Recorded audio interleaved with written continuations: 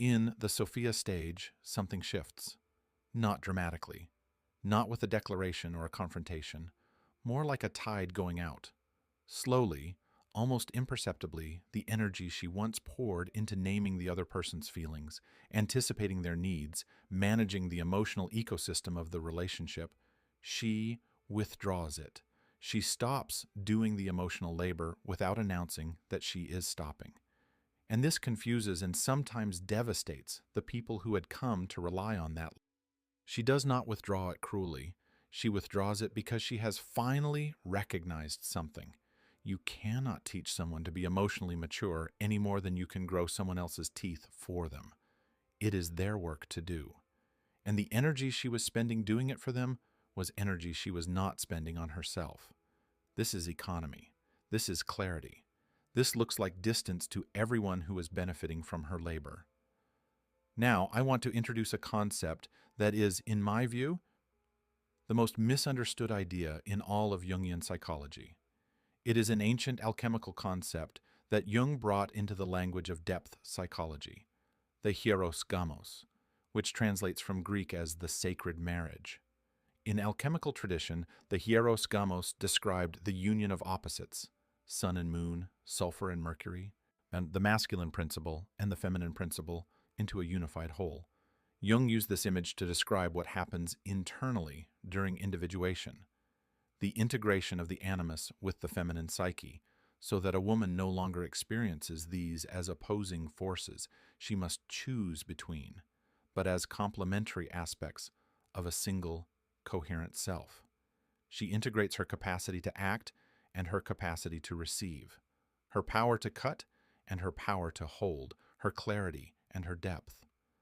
When this integration happens, something extraordinary occurs, and it is deeply counterintuitive. She becomes, in the psychological sense, complete. Not perfect, not finished. The process of individuation never finishes, but complete in the sense that she is no longer organized around an absence, and she no longer experiences herself as a half waiting for another half to make her whole. This is the concept that completely dismantles the mythology of the soulmate, of the other half, of the person who completes you. A woman in the Sophia stage has already completed that marriage, internally. She has become her own sovereign territory. And the consequence of that internal sovereignty is this: any relationship she enters now must be what Robert A. Johnson called additive. It must add to a life that is already whole. She is not looking for someone to fill a void because the void has been filled from within. If someone comes, they come as a companion to a complete person, not as the missing piece of an incomplete one. Johnson himself, writing about romantic love in the Western psyche, Gall described it as one of the most powerful projections the human mind produces. He called it, without exaggeration, the greatest addiction of the Western world. He meant it precisely. Romantic love, in the way most people experience it, is not actually about the other person at all.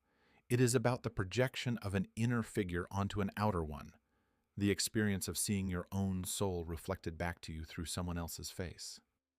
It feels like the most real thing in the world. It feels like recognition, like coming home, like finding the one person who understands.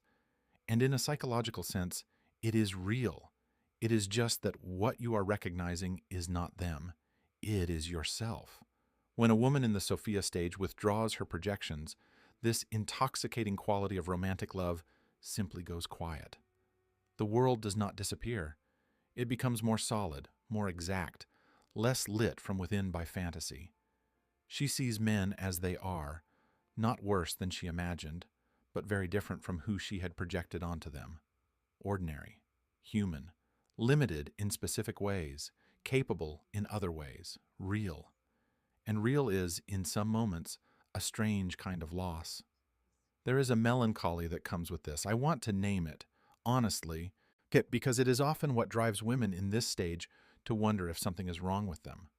The loss of the capacity to idealize is a real loss. The world that was once lit by romantic projection can seem, in comparison, more muted. The man in front of her is just a man, not the hero she once transformed him into through the power of her own inner imagery. But if you stay with